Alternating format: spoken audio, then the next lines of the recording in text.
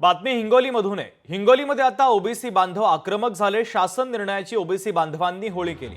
शासन निर्णय हा तत्काळ रद्द करावा अशी मागणी देखील ओबीसी समाजाच्या वतीने करण्यात आली आहे। तर जोरदार घोषणाबाजी करत आंदोलन करण्यात आलं आणि जीआरची होळी करण्यात आली।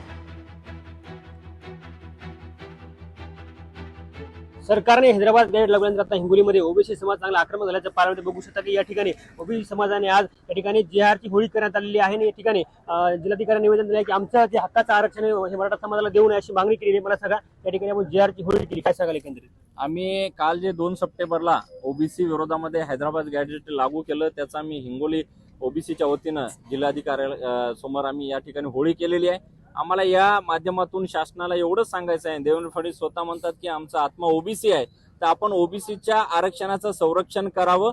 कारण ओबीसीच्या जे काही या ठिकाणी मराठा समाजाची घुसखोरी चालू आहे, आमचं शिक्षणातलं आरक्षण जाणार, आमचं सामाजिक स्थैर्य जाणार, आमच्या नोकऱ्या जाणार, आमच्या पोरं उद्या रस्त्यावर येऊन तुमचा पण विरोध करतील। त्या जीआरला न पाय आहे न डोकं आहे, तो जीआर फक्त दबावात घेतण्यात आलेला आहे।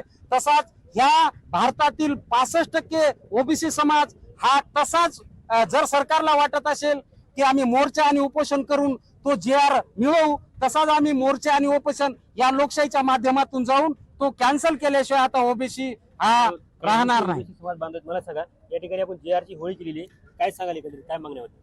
आमच्या मागण्या होत्या 2 सप्टेंबरला जो जीआर निघाला तात्काळ रद्द करण्यात यावा। काही लोकांनी जबरदस्ती मुंबईला जाऊन दबाव टाकून हा जीआर काढला, चुकीच्या पद्धतीचा आहे। आम्हालाही दबाव टाकतो, आमचे लाखो करोडो ओबीसी आहेत, आम्हाला काम पडत आम्ही मुंबईला जाणार, आम्ही आझादमय उपोषण करणार। जर सरकारला हीच भाषा कळत असेल दबाव टाकून जीआर काढायचा तर आम्ही ते पण करायला तयार आहोत। लोकशाही मराठी हिंगोली। लोकशाही मराठी ऐका, पहा, जागरूक रहा।